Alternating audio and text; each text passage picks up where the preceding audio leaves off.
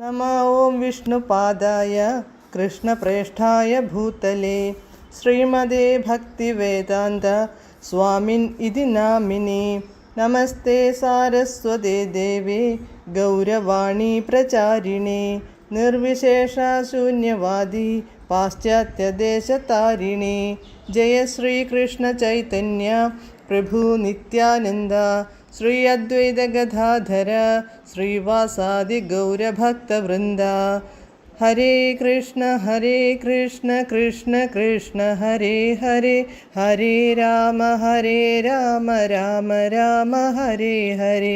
ഹരേ കൃഷ്ണ കൃഷ്ണ കൃഷ്ണ ഹരേ ഹരേ, ഹരേ രാമ രാമ രാമ ഹരേ ഹരേ.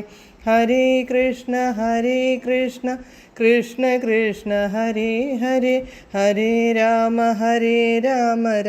രാമ ഹരേ ഹരേ. പരമദിവ്യോത്തമ പുരുഷനായ ശ്രീകൃഷ്ണ ഭഗവാന്റെ കഥകളാണ് ശ്രീകൃഷ്ണ എന്ന പുസ്തകത്തിലൂടെ പറയുന്നത്.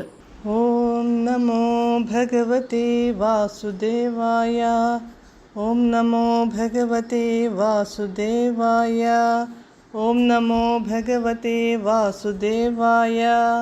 നാരായണം നമസ്കൃത്യ നരം ചൈവ നരോത്തമം ദേവീം സരസ്വതീം വ്യാസം തതോ ജയമുദീരയേത്. നഷ്ടപ്രായേഷു ഭദ്രേഷു നിത്യം ഭാഗവത സേവയാ ഭഗവത്യുത്തമശ്ലോകേ ഭക്തിർഭവതി നഷ്ടികി. അധ്യായം 86. വേദമൂർത്തികളുടെ പ്രാർത്ഥന. Page number 876. തുടക്കക്കാർ വിരാട് പുരുഷനെ, അതായത് ഭഗവാന്റെ ബൃഹത്തായ വിശ്വരൂപത്തെ ധ്യാനിക്കാനാണ് ശുപാർശ ചെയ്യുന്നത്.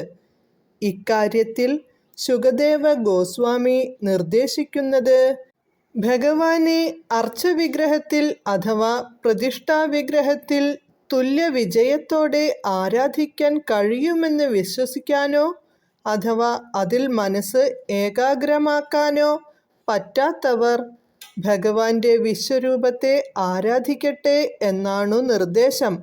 പ്രപഞ്ചത്തിലെ അധോലോകങ്ങൾ വിശ്വരൂപത്തിൻ്റെ കാലും പാദങ്ങളുമായും പ്രപഞ്ചത്തിൻ്റെ മധ്യഭാഗം ഉദരമായും ഊർധ്വലോകങ്ങളായ ജനലോകവും മഹർലോകവും ഭഗവാന്റെ ഹൃദയമായും ഏറ്റവും മുകളിലുള്ള ബ്രഹ്മലോകം ഭഗവാന്റെ ശിരസായും കരുതുന്നു.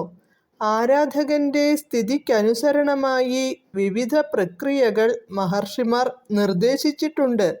പക്ഷേ ധ്യാനങ്ങളുടെയും യോഗപ്രക്രിയകളുടെയുമെല്ലാം ആത്യന്തിക ലക്ഷ്യം സ്വഗൃഹത്തിലേക്ക്, ഭഗവത് ധാമത്തിലേക്കുള്ള മടങ്ങിപ്പോക്കാണ്.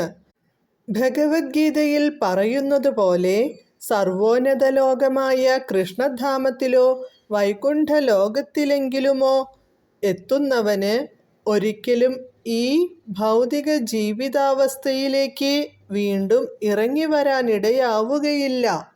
അതിനാൽ യത്നങ്ങളുടെയൊക്കെ ലക്ഷ്യം വിഷ്ണുവിൻ്റെ പാദപത്മങ്ങളാകട്ടെ എന്നാണ് വേദങ്ങൾ നിർദ്ദേശിക്കുന്നത്.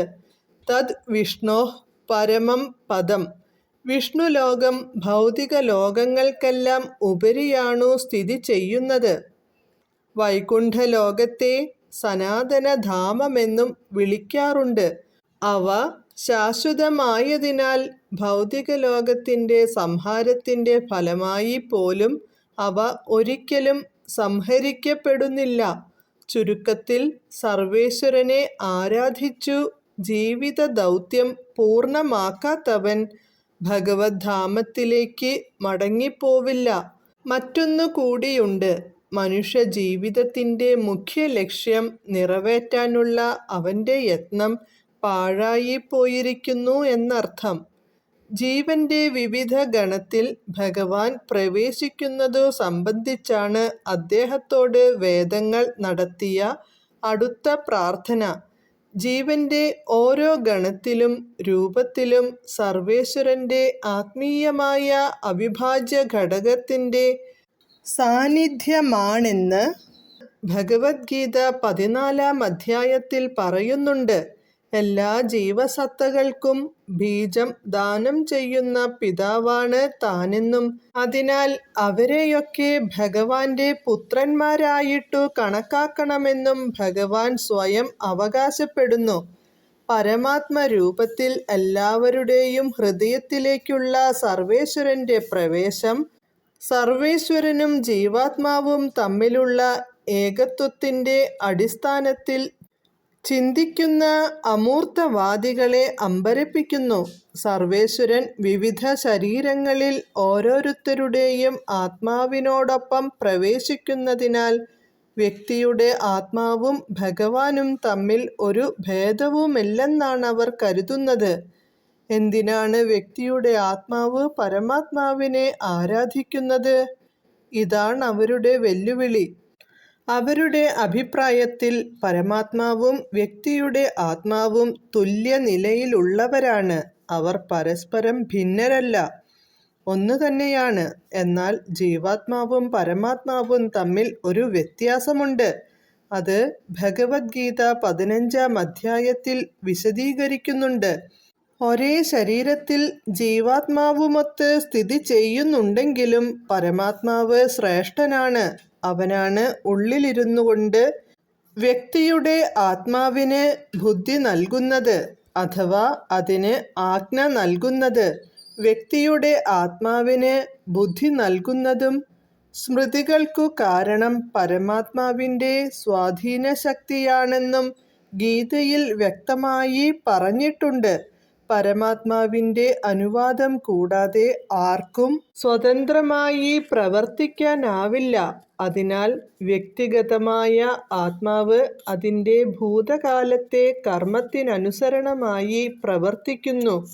ഈ ഭൂതകാല കർമ്മം എന്തെന്ന് ഓർമ്മിപ്പിക്കുന്നതു ഭഗവാൻ തന്നെ.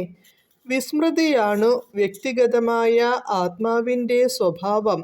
എന്നാൽ കഴിഞ്ഞ ജന്മത്തിൽ താൻ എന്താണു ചെയ്യാൻ ആഗ്രഹിച്ചിരുന്നതെന്നും അവനെ ഓർമ്മിപ്പിക്കുന്നത് അവന്റെ ഹൃദയത്തിലെ ഭഗവത് സാന്നിധ്യമാണ്. വ്യക്തിഗതമായ ആത്മാവിന്റെ ബുദ്ധി പ്രകടിപ്പിക്കുന്നതു തടിക്കഷണത്തിൽ അടങ്ങിയിരിക്കുന്ന അഗ്നിയെപ്പോലെയാണ്. അഗ്നി എപ്പോഴും അഗ്നി തന്നെ. എന്നാൽ പ്രകാശിപ്പിക്കപ്പെടുന്നത് തടിക്കഷണത്തിന്റെ വലിപ്പത്തിന് ആനുപാതികമായിട്ടാണ്. അതുപോലെ ജീവാത്മാവും പരമാത്മാവും ഗുണപരമായി ഒന്നുതന്നെയാണെങ്കിലും തന്റെ തത്കാല ശരീരത്തിന്റെ പരിമിതികൾക്കനുസരണമായാണ് അവൻ സ്വയം പ്രദർശിപ്പിക്കുന്നത്. ഹരേ കൃഷ്ണ.